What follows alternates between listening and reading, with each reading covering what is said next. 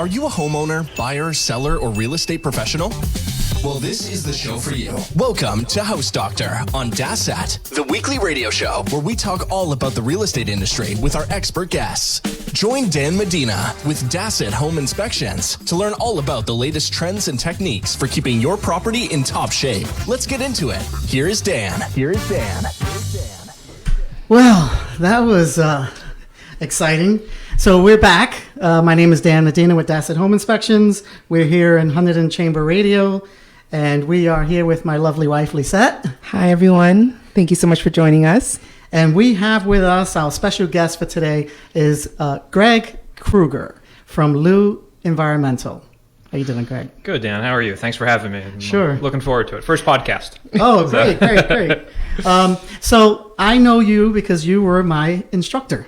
I was. And I was super impressed with your vast knowledge in this field of lead-based paint, and environmental issues that we all face. So tell us about yourself, your company, how long you've been there. Sure, yeah. I mean, I've been in the environmental industry for 23 years.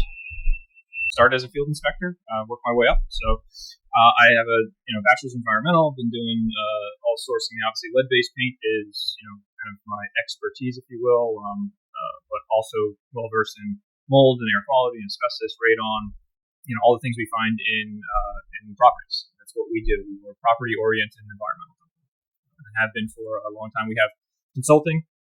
We also have a remediation abatement division, and as you're well aware, we Natty, which is our sister company, does our all the training as well. Mm-hmm.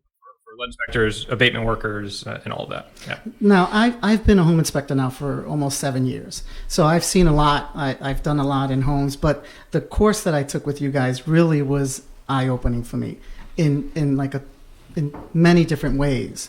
There's so much out there that people don't know, and that I didn't know as a home inspector, and I think I know a lot about homes. But tell us a little bit about the new lead safe certification law that's come out. Sure. So in 21, a law was proposed for lead safe certification. So that law was signed in July 22nd of last year. Essentially what it requires is a lead safe certification for all rental units in the state. That needs to occur by July 22nd of 24, so next July, for every single rental unit, unless that unit has an exemption or the building has an exemption. And it's a requirement for lead safe. So there's different ways to get that depending on the municipality that you're in or that the property is in. So that's essentially what it is. It's a new some new methodologies than we've seen, in my 20 years of doing lead work. So it's meant to, help some of those properties that really haven't been regulated in the past come into compliance. So it's rental units. If I all have rental units, and it's homes that are. Let's talk about what homes are exempt first. Sure. So there's a couple exemptions. The first one, which is true in almost all lead-based paint regulations, is 1978. That is the magic year. It just so happens that's actually the year I was born, but that's a major coincidence that I happen to do this. But yes, so it only applies to pre-1978 properties, residential properties or rental properties in this case. That is when the CPSC, the Consumer Product Safety Commission, outlawed lead-based paint for residential properties. So any properties built after 1978 are exempt. That almost every local, state, and federal regulation exempts those properties. So that's kind of the quote-unquote easy one. And then they have properties that have been tested by a licensed lead inspector using lead inspection, which is a different protocol than the current law requires, and we can talk about that. But if you have been certified lead-based paint free, doesn't matter if it was a week ago or 10 years ago, or I did it when I started 20 years ago, it is valid for the life of the property. So if you are exempt, then this law does not pertain to you. Because lead-free certification is exactly what it sounds like. Yes. There's no lead. There is statistically no lead-based paint on the property per the guidelines of the industry, which is the HUD guidelines. There's a protocol on how one would do a lead inspection. And if there is none found, then yes, that property is deemed to be lead-based paint free and exempt from the regulation. Some of the other, so those are the two main ones why a property would be exempt. Another one would be seasonal rentals. So if there is, a shore house or a seasonal rental, Airbnbs, those kind of things, less than 6 months in a calendar year, they are exempt. But if it not leases, but actual rentals. So the same person. So you can't have a month-to-month lease having the same person there for a year and then is exempt. So if the same tenant is there for more than 6 months, the property is not exempt. It has to be less than 6 months. So if they have a 6 month with a 6 month option or extension, that does not count. That's not correct. exempt. No, it's more geared towards your shore communities, summer rentals, Airbnbs, those type, short term, maybe corporate housing, those things would be exempt. And then the other group of exemptions would be for multiple dwellings in New Jersey, and a multiple dwelling is anything over 3 units or more. That exemption applies to those properties that have been registered with the Department of Community Affairs as a multiple dwelling for more than 10 years and have no current outstanding lead paint violations or paint violations. So in your what colloquially is called your green card inspection, because you get a green card after you pass your inspection. If you've received your green card, it means you have no violations, so you're exempt, and you have to be the property has to be registered for 10 years. So those would also be exempt.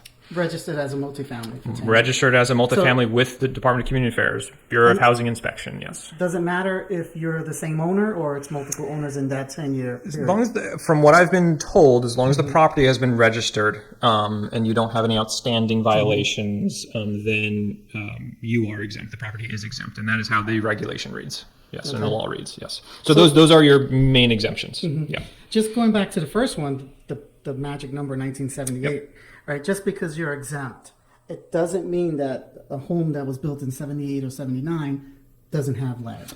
Sure. I mean, and we've found it. It's that's when it was banned. So sure, could somebody have had an old can of paint, a Dutch boy lying around and painted in 1990? Absolutely could have happened. But the regulation is exemption is post 1978. And I just on that aspect as well, I'm not calling gut rehabs. This is from the ground up. So if there is a renovation, even a renovation that knocks everything down and leaves the foundation, that is still not considered exempt. It has to be completely demolished and rebuilt. Yeah, so even now, if you had full gut renovation, I mean, down the foundation and really you rebuilt everything, the chances of you being lead-free are very good.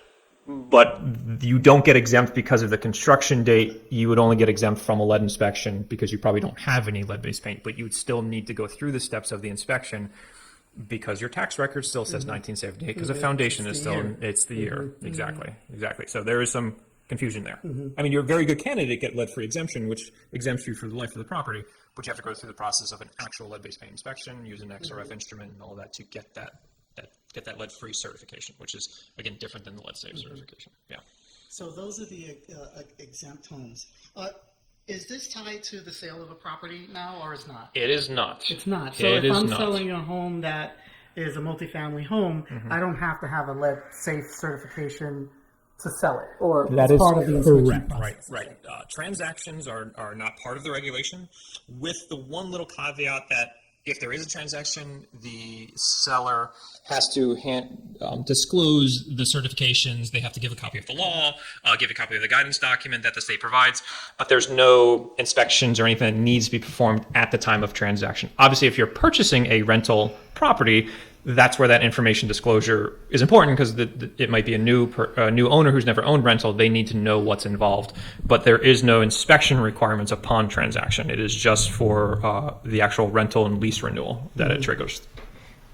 Interesting, because in my career in home inspections, I've had probably 3 lead inspectors there with me. Home inspections, and we've inspected over 2,500 homes. Sure. Sounds about right. The last few weeks, it's been coming up. I had one client that we did 2 homes for. She was trying to decide which home to buy. Okay. The one home had older wood windows, single pane windows. Sure.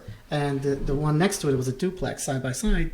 They did all the windows. Okay. So that was the deciding factor for her. She has small kids. Sure. She knew she's going to have to get rid of the windows because there's a chance there's going to be lead. Yep. We didn't do a lead inspection, but just because of the age. I mean, and I will tell you, in my 20-year career, I've seen, because of weatherization programs and grant programs, windows are a big item that get replaced, and I can certainly vouch that old wood windows that have lead paint are probably some of the number one contributors to lead poisoning, because they are friction surfaces. They create dust. It's just in the nature of that window to do that, the way it operates. So replacing windows is the number one way to reduce lead exposure in a home if they're old wood windows. Yeah, because that is a very large source of lead dust within a home, or old windows for sure. And it's tougher to maintain the wood windows. Sure. The friction is just... Yeah, you can't. I mean, they're designed to move. So again, lead-based paint in and of itself, in good condition, does not pose a hazard, because it doesn't create dust and doesn't create chips that the child can ingest and get lead poisoned. But using a window does that, just in its nature. Moving it up and down is a friction, and it creates dust. So removing the windows is the number one thing that can be done to reduce lead exposure for sure. So I'm sorry, can I ask? So with that, what can one of our clients do to prepare for like a lead inspection if when the time comes? So are you saying for the new lead-based paint certification? Yes. Or for that? Yeah, so the two, depending on the municipality you're in, so there's two types of municipalities in the state. The vast majority are what they call visual communities or visual municipalities. And then the other methodology for getting it is dust wipe sampling. So there is a full list of every municipality in the state. You have to find out where the property is and which type of municipality they belong to. If it is a visual municipality, basically the inspection process is a visual. So one would go in and look for deteriorated lead-based paint. So what is that? Essentially anything larger than a nail hole or a hairline crack is considered deteriorated. So if there is a property that has anything larger than a nail hole or anything larger than a hairline crack, that surface would be considered to be deteriorated and not be able to achieve the lead safe certification at the time of the inspection. So as far as what can be done, if at turnovers, is make sure everything is inspected, visually, like the real estate agent or the property owner can do this and make sure everything is painted and in good condition, because it's a very high bar, if you will, because people are like, oh, I know I don't have any deteriorated paint, and I know my house is very well maintained, but can I find a crack that's larger than a hairline? Yes, I certainly can, right? Yeah. Settling cracks that are larger than hairlines are considered. So, being proactive prior to a visual inspection would be, for repairing and repainting, essentially.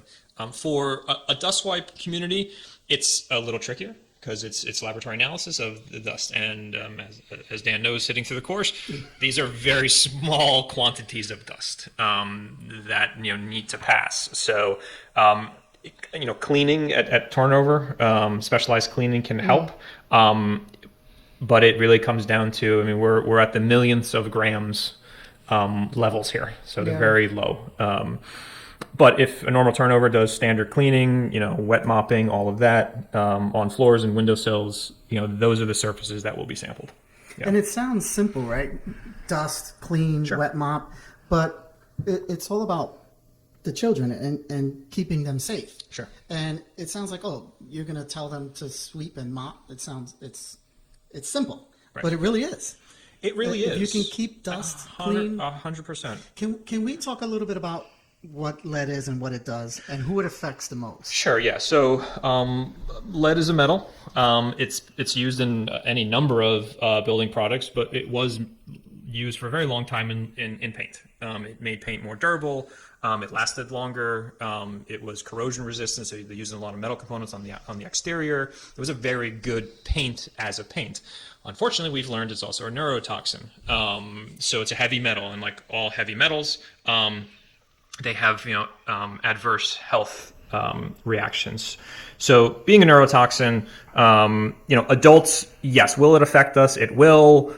But we have the brain cells we have, and a Friday night we might do more damage. But children, they're developing, so the brain develops for a long time. After birth, obviously, and that's really where the impact and the real issue is. It's insidious. It is very. It's hard to identify. This is not a flu where a fever goes up. someone can be lead poisoned and have no idea, and be lead poisoned for a long time and have no idea. And very small quantities can cause permanent damage. Mm-hmm. This is not something that you give someone Tylenol and the fever goes down and we're all good. Once the effects of lead poisonings occur, there is nothing to do. You can manage the symptoms. A child can get, counseling and learning and tutors. Can't get IQ points back. Those behavioral issues that occurred are there forever. So, the point is to prevent it. That is the point, because without prevention, there's no miracle cure. You can't reverse the clock on this, unfortunately. And it's especially for children 6 years old and under. Yeah, under the age of 6, which really doesn't so much have to do with biology as it does with habits. So lead is very heavy, right? I mean, lead sinkers and what have you. We know lead is heavy, and the dust is heavy, so it settles on the ground, and it's hand-to-mouth contact with the dust. And children of under the age of 6 are on the ground. We're not. Adults aren't, crawling on the ground and putting their hands in their mouth and all of that, but children are. So that's, it's that behavior. So getting back to your point, as yes, cleaning sounds simple, and it is simple. I will tell you, and again, in my 20 years of doing it, a house can have a lot of lead paint, but if it's cleaned regularly, the chances of lead poisoning are very. I mean, I grew up in a house built in 1890 with old wood windows. I remember them for sure. I can guarantee there was a lead, and again, a lot of these laws came out in the early 90s, so in my formative years but I also know that my mom was also a bit of a neat freak and cleaned often and a lot. I was going to say, you turned out so okay. Yes. You must have had a clean house. I would imagine, who knows what I could have been, I guess, even if I was lead poisoned. But yeah, so cleaning, I mean, it's a big factor. Maintaining properties and cleaning really does help. Obviously, if you can get rid of the lead paint or know where it is, that obviously helps direct that, as opposed to just assuming, because that's, in the lead game, it's guilty until proven innocent, right? Mm-hmm. So you have to assume any paint pre-1978 is lead. So we might have to say that again, because I want to make sure real estate agents get this point. Yeah, one has to assume by law that any paint in a pre-1978 property is lead-based paint until tested and proven that it's not. And that test, there's only 2 ways to do that for most regulations. That's either taking a paint chip. One really wouldn't do that for a full house, because you have to take a paint chip of every single building component, and you're taking a square inch paint and having to paint it over, and it's $20 analysis, or using what they call an XRF, or an X-ray fluorescence instrument, which is an instantaneous reading of whether there is lead there or not. If you don't have one of those 2 things as a lead-based paint inspection, you don't know where the lead is, and one must assume that everything is lead paint. That device that is used to detect lead, what is just detecting lead? It's just detecting that there is that particle in the paint? Yeah, I mean, I could get really involved and get into the science of it, and I know Dan already sat through my class on that. But yes, essentially, yes, it's an instrument. It's a direct read instrument. You put it on the wall, you pull a trigger, it tells you how much lead is there.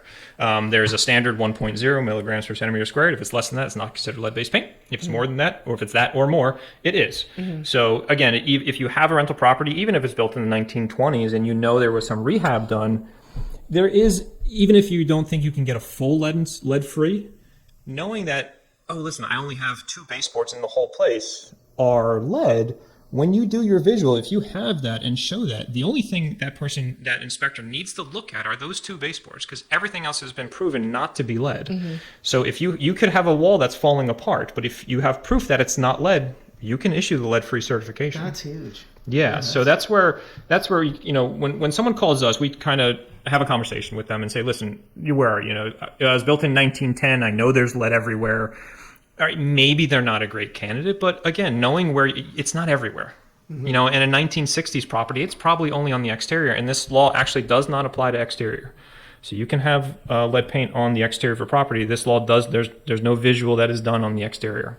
So if your interior is lead free, you're exempt. Or if 99% of your components are lead free, you only have to look at that 1%. Everything else can be deteriorted.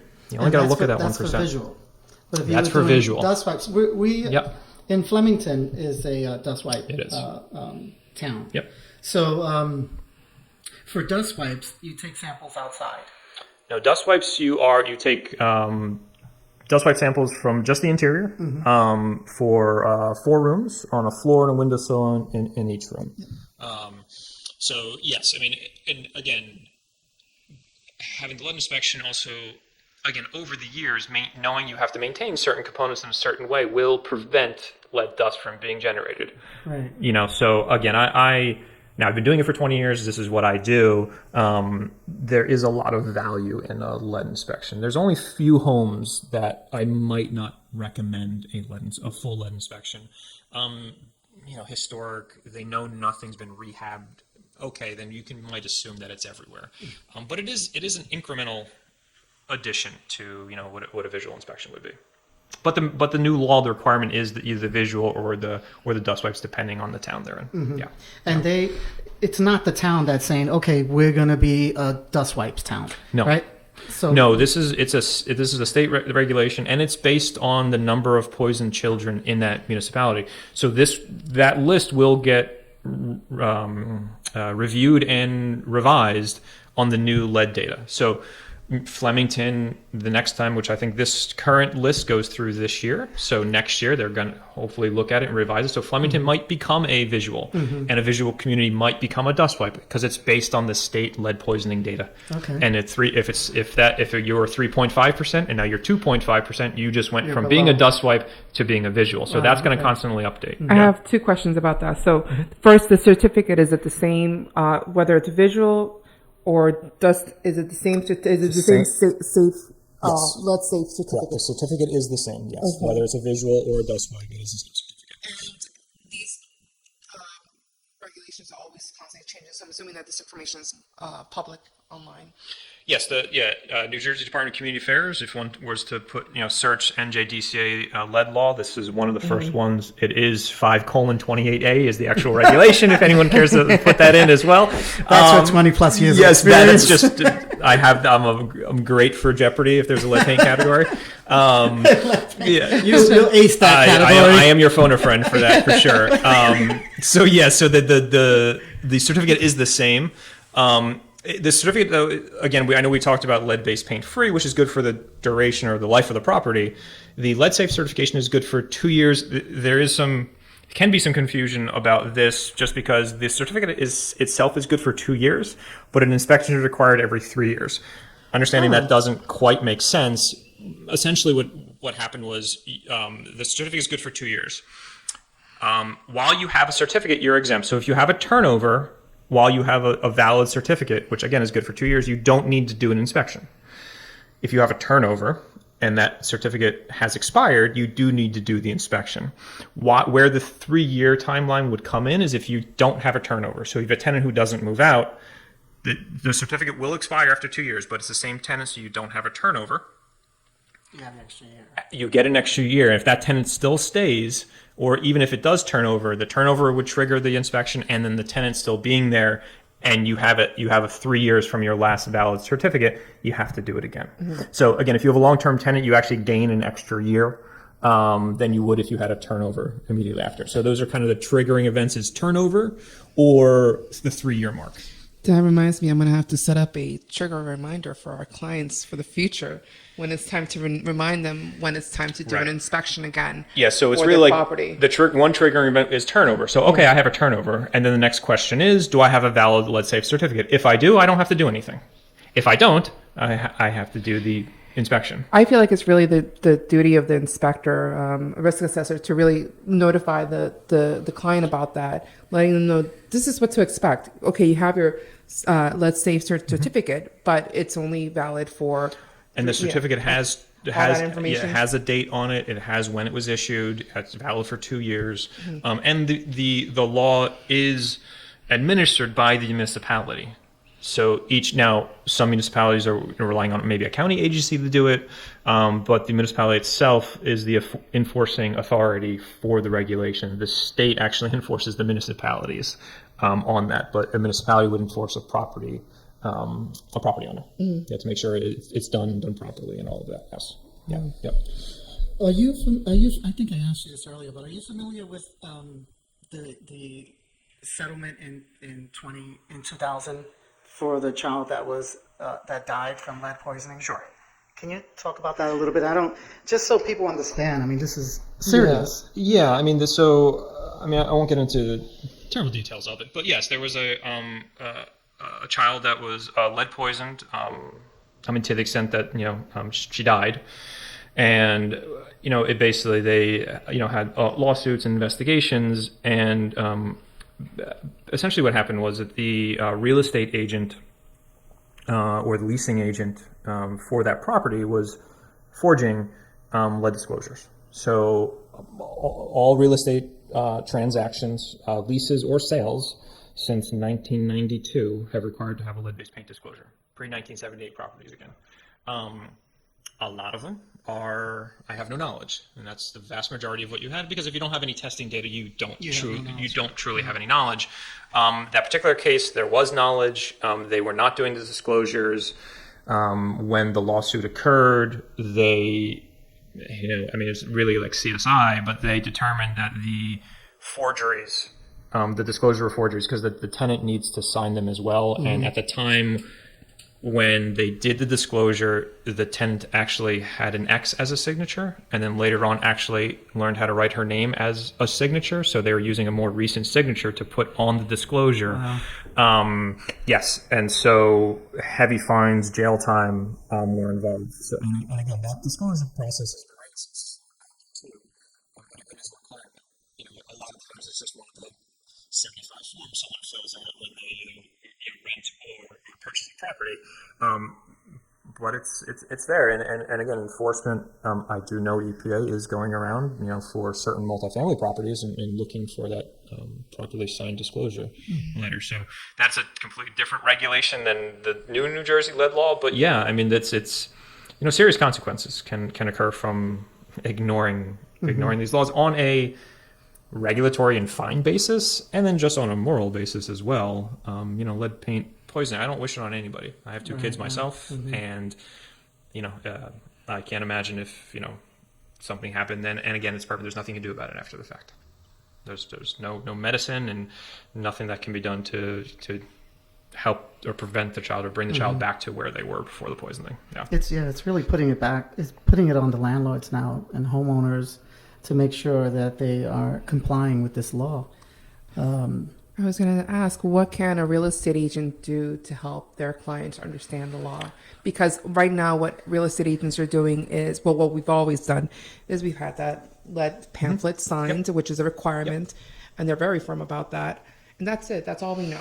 Yeah, I think step one is just education. Knowing it's out there. I mean, as a real estate agent, again, if someone's strictly doing transactions, then the new law really doesn't pertain to them. But I know a lot do rentals as well. So, there is, I'm not a realtor, but there is I would imagine an obligation to ensure that if you're the agent leasing the property, you have an obligation to ensure that your client, the landlord, make sure all the regulations are being followed. So this is a new one. Step one is, educate, know that it's out there. And that's, Dan, and thank you. And Lizette, thank you for putting this out there to educate the community, because still a lot of people they're not aware of it, and some municipalities have really got on this, at the, in July of last year, and some are, still, gaining traction to kind of get the word out and get their program set up. So, having the realtors kind of as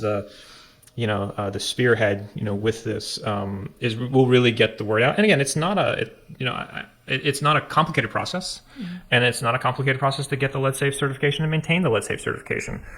It's just, I think in 5 years, they're going to look back and be like, oh, it's just one of the things we do.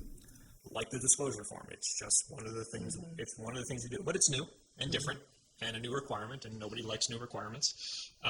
But it's not terribly hard to obtain. Yeah. Do you know of any government programs that help fund lead paint abatement? Sure. Yeah. There's a number of them out there. I know the state has set aside funding. One of the first rounds of funding came out about a month ago. It was $30-some odd million. It went to, and I don't know the exact number, a number of nonprofits in different counties and service areas that is run through a state program. So one can apply for funds to do the remediation and also do the inspections as well. That's when, if issues are, or if hazards are identified to remediate those hazards, those funds are available. Yeah. Yeah. And that's through the Department of Community Affairs again. And I believe on their website, there is a link to, how to find them. Now, again, the first round of funding just came out about a month ago, so I know there's we're working with a couple of those nonprofits and whatnot, and they're getting the program started. And there's probably there's applications and all of that for the property owners to to take advantage of it. And Lou Environmental, I know you do inspections. You also do lead abatement? We do. We are fully licensed for lead-based paint abatement, which one would need if you want to get lead-free. All right, so if you want to, if let's say you have an inspection done and you have very limited lead, you can hire an abatement company to remove it, and then you're lead-free and you are exempt for forever. We also are RRP certified, which is an EPA program. It's not abatement. It's considered what they call an interim control, so it's temporary. But that is what one would need if you have a visual inspection or a dust wipe and you quote-unquote fail because you find deteriorated paint or dust wipes. One needs to hire an RRP certified contractor to either repair the paint or clean the areas that failed dust wipes, and then hire a second inspection company to come in and do dust wipe clearance after that work is done. Yeah, so I think that's what scares landlords and realtors who deal with properties, rental properties. And the way around that is to maintain. Yeah, if one was to look at the cost of this regulation, inspections is not really the big ticket item. It is the remediation, because again, if you have your inspection at a fixed fee and then you do the remediation, you need to have somebody come back out and do the clearance, which is the same or close to probably what the fee was the first time around. So that's also why, again, if you have a property that's 1960s, late 1950s, the chance of you having a lot of lead paint is pretty low. So that's why that lead inspection, if you can get it, if you're lead free, you're good. There is no more cost ever to comply with this regulation. You get a lead free as long as you don't lose it. you can hand that in anytime anyone asks you, and you're exempt from all regulations. This new one, all federal, the actual disclosure law, you actually don't have to disclose anymore. Now you have to show that it is lead free upon transaction.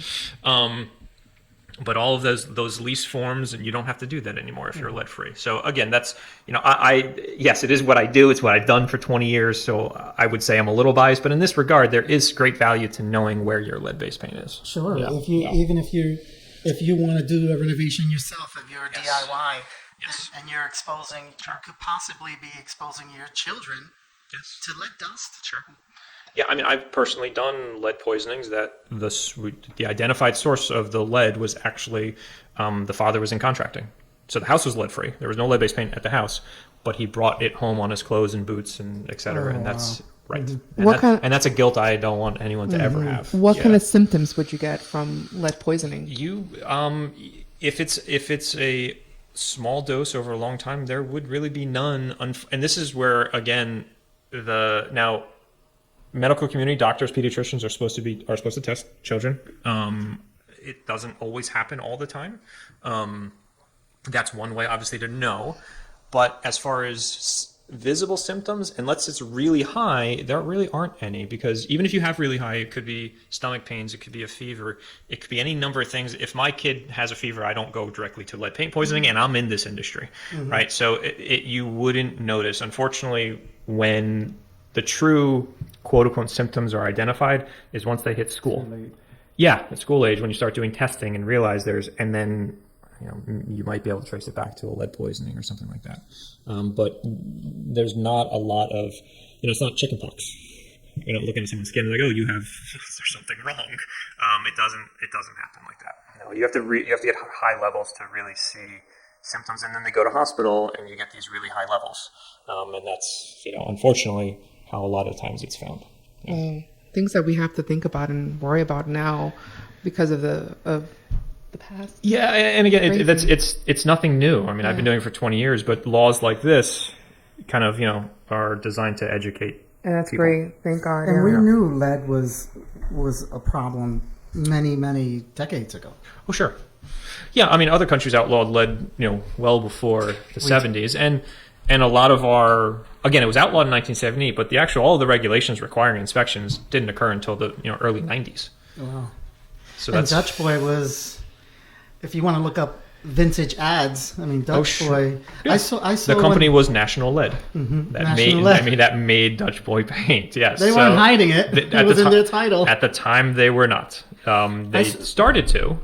I saw one ad, and the ad was specifically about lead paint joining your household's lead family, because there was lead in toys, lead in light bulbs and batteries, and then they were introducing lead paint, this amazing, which it was. And again, as a building product, Right. it is a fantastic paint. It like is a very good. asbestos insulation is fantastic. It is very good. And again, that's will why, tell you. even though they outlawed in 78, after the 40s, the use of lead paint really declined because it became expensive to manufacture. They had other, ways of manufacturing paint. I mean, the original lead paint was lead and oil. I mean, that's all it was, so they had different ways of manufacturing it, but it still was the good paint. So if someone could afford it, you would use it. So you still see it on, that's where you start, you don't find it on walls so much, but you find it on trim. You find it where you want the good paint, right? Your chair rail or doors. So you're not repainting those all the time outside. That's why you find it outside, up until, the 60s, 70s, because it weathers very well. It's a fantastic building product. It happens to be, toxic to us, but that's why it was used, because it does last much longer. And unfortunately, that's why it's still around, because it lasts. Yeah. And lead and gas, we talked about that. Sure. That was, they stopped doing that in the 70s also? Or? Yeah, 60s, 70s, and it was at the time the number one contributor to lead poisonings, because it's airborne. Yeah. And there is still impact of that along old roads and highways and stuff like that. But the number one source of lead poisoning for children is paint.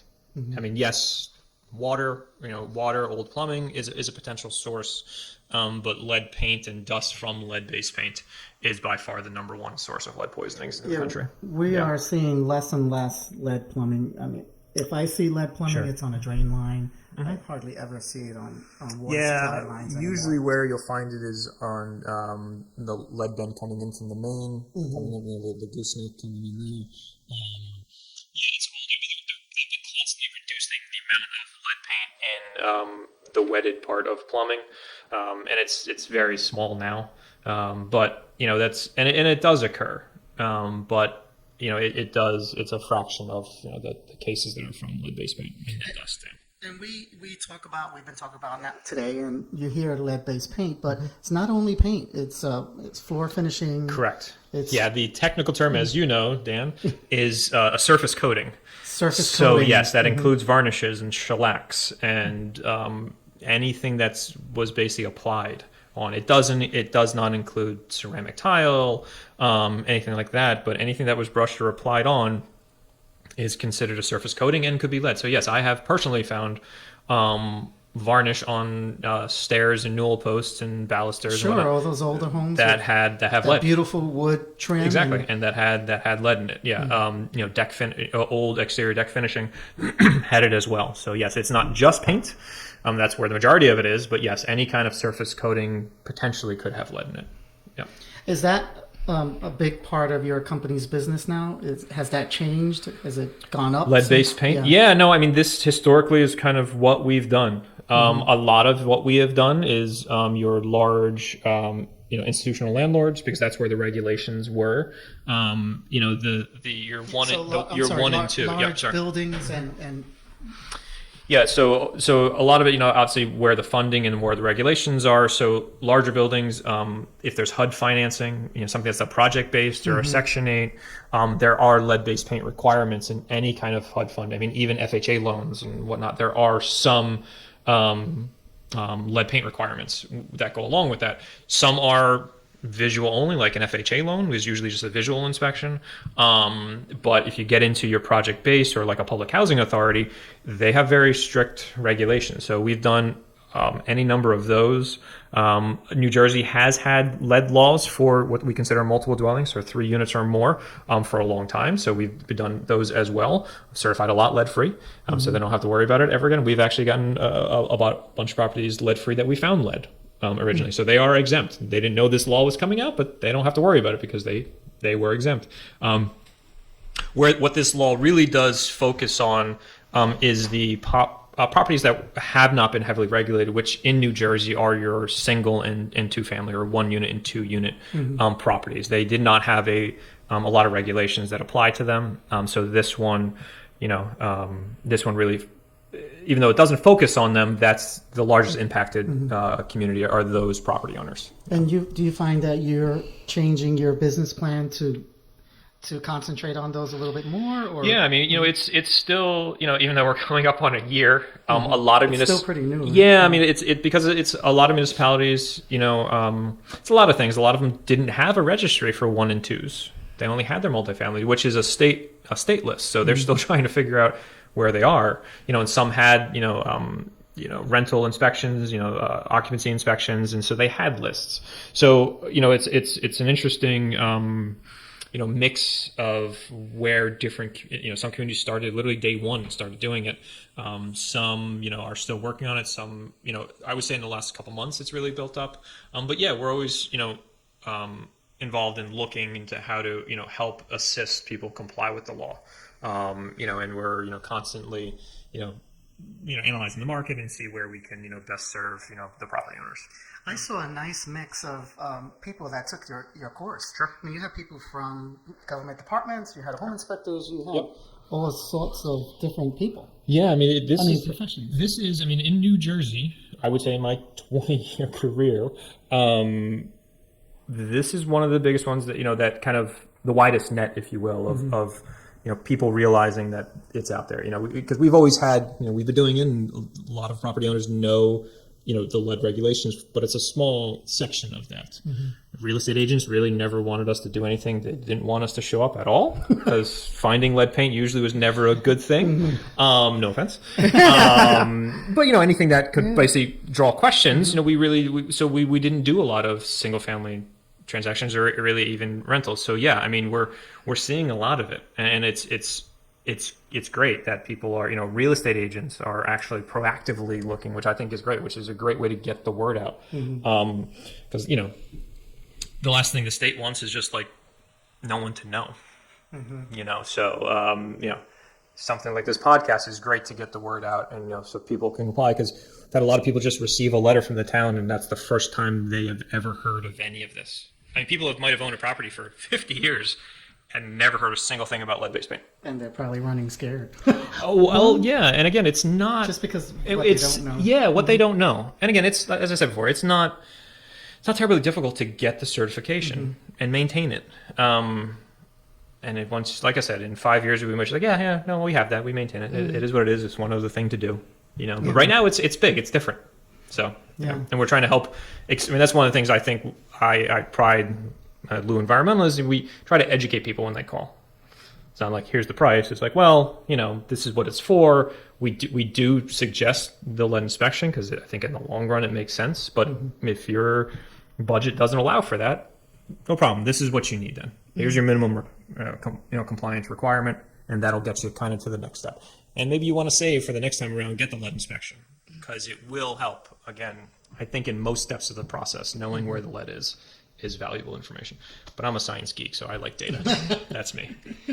So if any home inspectors are out there listening, and you're thinking in New Jersey and you're thinking about taking a course, definitely call Lou Environmental. It was great. It prepared me. It prepared me to pass the test. Not only that, but it gave me your course gave me a different understanding and almost like an empathy for people in that situation. Because I grew up in the projects, and the first thing I thought was, man, I could have been smarter. Sure. Because my building was built where I grew up was built in 1970. Okay. So still required, you're in that window, but the chances of you having it, again, if I was a betting man, it would be on the exterior on metal components. Okay. Again, that's just what So I'm I thinking. couldn't have been yeah. smarter. I Right. guess this is as smart as I can get. I don't know, but I might not blame where you grew up. I think this has been so much great information. Agents are really going to enjoy listening to this. So thank you so much for coming. Absolutely. This cannot be the only time we have you over. You have to come back again. There is a lot There's more information. so much but more yes. to touch on. It's going to be a week-long series. Yeah, and That next is time the we'll course. have to The course is a week. Yes. It's a lot of great information. I mean, I think I've learned so much about it, especially after Dan took the class and now he's licensed. I've been asking a ton of questions and really trying to wrap my head around how is it that it works. Lately, I've been saying, let's wait till we interview Craig, and you'll get all the answers. Yes. And again, like I said, I do pride Blue Environmental on providing good information. So any questions and what have We definitely love went through. learning about all this. We are actually doing several agency presentations specifically about lead-based paint testing.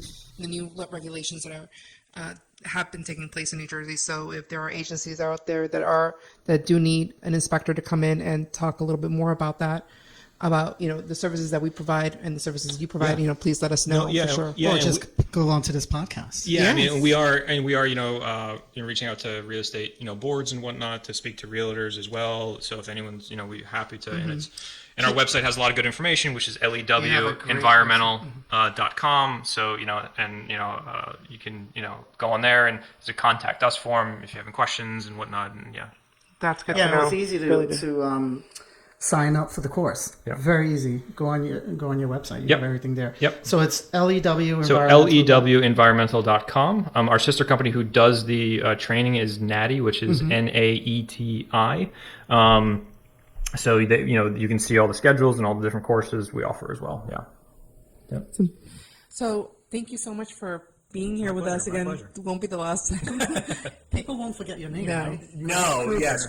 We didn't touch on that. didn't say, but yes, it is just like Freddy Krueger. As a child of the '80s, I've heard it all. But yes, it's no relation. We both have last names that stick in people's minds. Yes. So we Do you know how got many times I've heard Funky Cold Medina? Well, that's the only one I know. Krueger and Yes. Funky Cold Medina in the room. Yes. Yes. We're famous. Yes. It's funny and scary at the same time. No, it's musical. Musical. It's a scary musical. Right. Yeah. Right. With a little comedy in the background. Well, thank you very much for coming. My so pleasure. much. We know your website. Any Yep. other information? You're on your company has a Facebook. We are on Facebook. We have Facebook. Obviously, in LinkedIn, we're on there as well. And yeah, I mean, our website has all of our contact information. There's a contact me form there. We local phone number 908-654-8068. We have a 1-800 number, but I never remember it. It is on the website.